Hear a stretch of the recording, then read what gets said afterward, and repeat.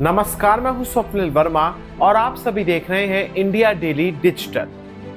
प्रधानमंत्री मोदी अपने 2 दिवसीय दौरे पर पोलैंड में हैं। 21 और 22 अगस्त का उनका ये दौरा है और पोलैंड आप सभी जानते हैं कि मध्य और पूर्वी यूरोप में भारत का एक बड़ा और प्रमुख व्यापारिक साझेदार है। पोलैंड और भारतीय मूल के जो लोग हैं, दरअसल एक प्रकार से उनके बीच का संबंध काफी अच्छा रहा है, काफी मजबूत रहा है। भारत और पोलैंड के बीच यूं तो जो संबंधों की शुरुआत हुई थी वो वर्ष 1954 से हुई थी, यानी 70 बरस अब लगभग हो चुके हैं। इसी के शानदार मौके पर, इसी के उपलक्ष्य में प्रधानमंत्री मोदी वहां पर मौजूद हैं और एक तरीके से पोलैंड भारत का एक मजबूत साझेदार भी है उस इलाके में जहां पर फिलहाल युद्ध चल रहा है। आप सभी जानते हैं कि रूस और यूक्रेन के बीच युद्ध चल रहा है।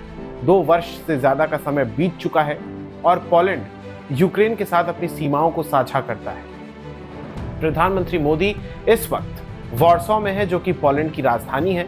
21 तारीख को जब वो पहुंचते हैं तो वहां पर वो उनके बहुत सारे कार्यक्रम होते हैं और कोल्हापुर के महाराजा हो या फिर जाम साहब हो, दोनों के स्मारकों पर वो जाते हैं, वहां पर उनको श्रद्धांजलि अर्पित करते हैं। इसके अलावा वहां के जो भारतीय समुदाय के लोग हैं उनको भी संबोधित करते हैं। जब प्रधानमंत्री वॉर्सो पहुंचते हैं तो उसके बाद उनका जगह जगह पर स्वागत किया जाता है। डांडिया वहां पर प्रस्तुति दी जाती है जिसका पीएम मोदी भी लुत्फ उठाते हैं, आनंद उठाते हैं। इसके अलावा फिर भारतीय समयानुसार जब देर रात प्रधानमंत्री मोदी भारतीय समुदाय को संबोधित करते हैं तो इस दौरान बड़ी बड़ी बातें भी वो कहते हैं। जैसे उनका सबसे पहले वो पोलैंड के लोगों का धन्यवाद भी करते हैं, क्योंकि यूक्रेन में जो भारतीय लोग रहते हैं, भारतीय समुदाय के जो लोग रहते हैं, वो युद्ध के दौरान जब उनको सेफ पैसेज दिया गया था पोलैंड के द्वारा, तो एक तरीके से प्रधानमंत्री ने उनका नमन किया, उनका धन्यवाद किया, उनका आभार जताया और साथ ही ये भी कहा कि भारत जो कुछ भी करता है वो विश्व में रिकॉर्ड बन जाता है। प्रधानमंत्री मोदी ने विकास गाथा का भी जिक्र किया भारत की। पिछले 10 वर्षों के दौरान भारत ने जो कुछ भी उपलब्धियां हासिल की उसका उन्होंने व्याख्या की पोलैंड में और तालियों से गूंजा जो हॉल था जहां पर प्रधानमंत्री अपना भाषण दे रहे थे। वॉर्सो एक तरीके से मोदी मोदी के नारों से गूंज उठा। ये सब तो पहले दिन का कार्यक्रम था उनका और आज उनका दूसरे दिन का कार्यक्रम है जहां पर उनकी मुलाकात होगी पोलैंड के राष्ट्रपति से। डूडा है वहाँ के राष्ट्रपति, एंड्रयूस डूडा, और पोलैंड के ही प्रधानमंत्री जो है डोनाल्ड टस्क, उनके साथ उनकी द्विपक्षीय वार्ता होगी। मैं आपको बताना चाहूँगा कि उनका जो दौरा शुरू होगा वो होगा यूक्रेन का और 23 तारीख से औपचारिक दौरे की शुरुआत होगी। और यूक्रेन, जो कि आप सभी जानते हैं कि रूस के साथ युद्ध पर है, इन्वॉल्व है और 2 वर्ष से ज़्यादा का समय बीत चुका है। यूक्रेन के राष्ट्रपति ज़ेलेंस्की ने ही प्रधानमंत्री मोदी को उनके देश आने का न्योता दिया था और लिहाजा प्रधानमंत्री मोदी अब यूक्रेन जा रहे हैं। ये उनका पहला दौरा है। मैं आपको एक चीज़ बताना चाहूँगा कि पोलैंड तो वो 45 वर्षों के बाद गए थे। पहले ऐसे प्रधानमंत्री हैं जो कि तकरीबन 4.5 दशकों के बाद पोलैंड की यात्रा पर थे। उनसे पहले मोरारजी देसाई, जब पूर्व प्रधानमंत्री, तत्कालीन प्रधानमंत्री थे, वो गए थे। इसके बाद प्रधानमंत्री मोदी सीधे तौर पर गए। उन्होंने इस बात का जिक्र भी किया। उन्होंने कहा कि लगता है उनके ही नसीब में सारे ऐतिहासिक और अच्छे काम लिखे हैं। तो प्रधानमंत्री मोदी का अब इसके बाद पोलैंड की यात्रा आज जब खत्म होगी तो उसके बाद उनका आधिकारिक दौरा शुरू होगा यूक्रेन का। और यूक्रेन, जैसा कि आप जानते हैं कि युद्ध में इन्वॉल्व है, लिहाजा उसका एयर स्पेस भी बंद है। अब एयर स्पेस बंद है तो प्रधानमंत्री पहुंचेंगे कैसे, ये भी मैं आपको बता देता हूँ। बड़ा ही दिलचस्प किस्सा है। प्रधानमंत्री मोदी ट्रेन से सफर करेंगे। इस ट्रेन का नाम है रेल फोर्स 1। ठीक इस एक प्रकार से आप कह सकते हैं कि इसका प्रेरणा जो है वो अमेरिका के एयरफोर्स 1 जो उनका विमान है उससे ली गई है। रेल फोर्स 1 ये ट्रेन है, अत्याधुनिक ट्रेन है। एक प्रकार से आप कह सकते हैं कि ये कोई आम ट्रेन नहीं है, बल्कि सारी सुख सुविधाओं से लैस है। युद्ध के समय भी ये चल सकती है। ये जो ट्रेन है ये डीजल इंजन से चलती है, इलेक्ट्रिक से नहीं। लिहाजा अगर युद्ध में इलेक्ट्रिसिटी प्रभावित होती है तो फिर भी ये ट्रेन चलती रहेगी, इसमें कोई दिक्कत नहीं आएगी। इसमें बड़े बड़े कैबिन हैं, मीटिंग हॉल्स हैं, लाइब्रेरी है, अत्याधुनिक कमरे हैं, वुडन तरीके से इसमें काम हुआ है। दिलचस्प बात एक और है कि प्रधानमंत्री मोदी इस ट्रेन से सफर जो कर रहे हैं वो 10 घंटे का सफर होगा। तकरीबन 700 किलोमीटर की दूरी है पोलैंड से यूक्रेन की राजधानी कीव वो उतरेंगे और जो ये सफर है ये 10 घंटे का होगा। जाएंगे पहले प्रधानमंत्री मोदी, उसके बाद 10 घंटे का सफर करके वो वापस भी लौटेंगे पोलैंड और 20 घंटे यानी कि वो ट्रेन में बिताएंगे। कहा जा रहा है कि तकरीबन 6 से 7 घंटे वो राजधानी कीव में गुजारेंगे, जहां पर यूक्रेन का एक राष्ट्रीय कार्यक्रम है, नेशनल फ्लैग डे है उनका। तो इसी विशेष कार्यक्रम के मौके पर ज़ेलेंस्की ने इनको इनवाइट किया था प्रधानमंत्री मोदी को, तो उसमें वो जा रहे हैं। रेल फोर्स 1 जो ट्रेन है उसके बारे में मैं थोड़ा सा आपको बता देता हूँ। अत्याधुनिक ट्रेन है जैसा कि मैंने आपको बताया और इसकी जो शुरुआत है वो साल 2014 में हुई थी। एक तरीके से टूरिस्ट ट्रेन के तौर पर हुई थी जो कि क्रीमिया तक लेकर जाती यात्रियों को, पर्यटकों को। लेकिन जब रूस ने क्रीमिया पर कब्जा कर लिया तो उसके बाद ये ट्रेन फिर इसका ट्रैक बदला गया और एक और दूसरे ट्रैक पर ही चलने लगी।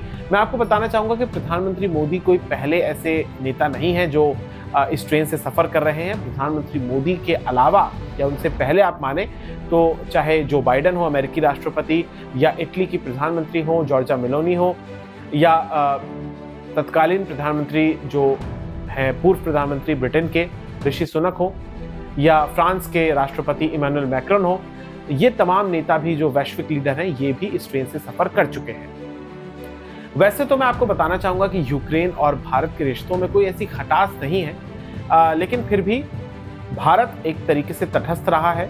भारत आप कह सकते हैं कि अपने लिए खड़ा रहा है। भारत ने ना तो रूस का खुले तौर पर विरोध किया है और ना ही यूक्रेन का खुले तौर पर समर्थन किया है। भारत ने रूस से हालांकि ये ज़रूर कहा, प्रधानमंत्री मोदी ने रूसी राष्ट्रपति से कहा था, बहुत पहले की बात है, कि ये जो युद्ध का काल है ये इससे शांति नहीं निकलेगी और शांति वार्ता ही स्थापित करनी चाहिए दोनों देशों को और ये युद्ध का समय नहीं है। प्रधानमंत्री मोदी ने ये साफ तौर पर पुतिन से कहा था।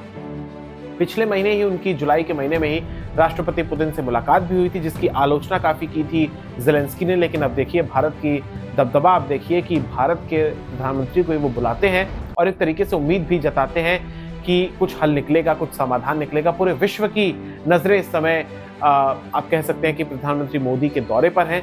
तो प्रधानमंत्री मोदी जो कि पोलैंड में फिलहाल मौजूद हैं, पोलैंड भारत का एक मजबूत साझेदार रहा है। और थोड़ा सा मैं आपको यूक्रेन के बाद अब पोलैंड का इतिहास भी भारत और पोलैंड के बीच जो रहा है वो मैं आपको बताता हूँ।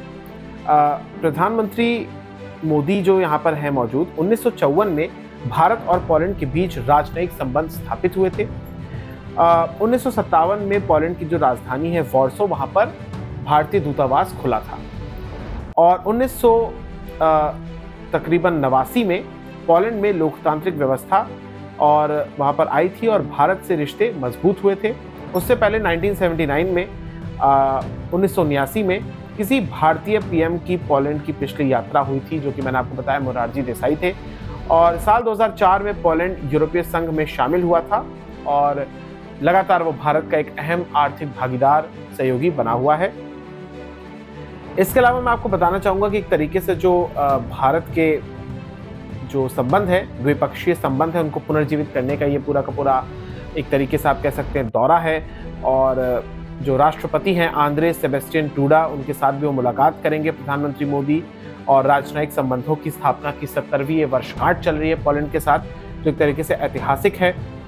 और प्रधानमंत्री मोदी से पहले पूर्व प्रधानमंत्री जवाहरलाल नेहरू और इंदिरा गांधी भी इस देश का दौरा कर चुके हैं। मैं आपको बताना चाहूँगा कि ज़्यादातर समय तो ये अपना वॉर्सो में बिताएंगे और उसके बाद जो प्रधानमंत्री मोदी हैं वो सीधा जाएंगे यूक्रेन। और एक तरीके से आप कह सकते हैं कि रक्षा के मामले में सांस्कृतिक दृष्टिकोण से ये बहुत ही अहम रहा है। और पोलैंड में एक तरीके से मैं आपको बताना चाहूँगा कि भारत के हज़ारों लोग वहाँ पर रहते हैं और तकरीबन 4 करोड़ की आबादी है पोलैंड की। और ये यूरोप का जो यूरोपीय संघ है यानी यूरोपियन यूनियन है उसका 6ठा सबसे ज़्यादा आबादी वाला देश है। और एक तरीके से हमारे संबंध जो पोलैंड के साथ रहे हैं वो घनिष्ठ रहे हैं, मैत्रीपूर्ण रहे हैं। भारत का जो ट्रेड है उसके बारे में मैं आपको बता देता हूँ। 2013 से लेकर 2023 के बीच कुल द्विपक्षीय जो व्यापार हुआ है उसमें तकरीबन 192% की बढ़ोतरी हुई है, यानी 200% के करीब की वृद्धि हुई है। साल 2013 में जो व्यापार 1.95 बिलियन अमेरिकी डॉलर्स का था, वो बढ़कर 2023 में 5.72 बिलियन डॉलर्स अमेरिकी हो चुका है। साथ ही भारतीय कंपनियां पोलैंड के विकास में भी अहम साझेदार हैं और स्थानीय स्तर पर उन्होंने करीब 10,000 नौकरियां पैदा की हैं। साथ ही 11 भारतीय आईटी कंपनियां भी वहां पर मौजूद हैं। पॉलिश निवेश है भारत में, वो तकरीबन 685 मिलियन डॉलर होने का तकरीबन अनुमान है।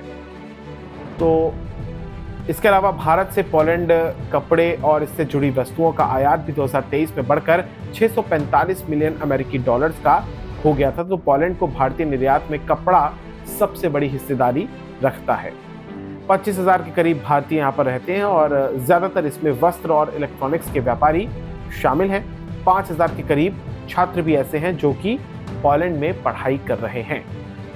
यूक्रेन और पोलैंड का ये दौरा है प्रधानमंत्री मोदी का। मैंने आपको काफी जानकारी दी, आपको कैसी लगी हमें कमेंट सेक्शन में जरूर बताइएगा। इस वीडियो को ज्यादा से ज्यादा शेयर करिएगा और हमारे चैनल इंडिया डेली डिजिटल को सब्सक्राइब करिएगा। नमस्कार, धन्यवाद।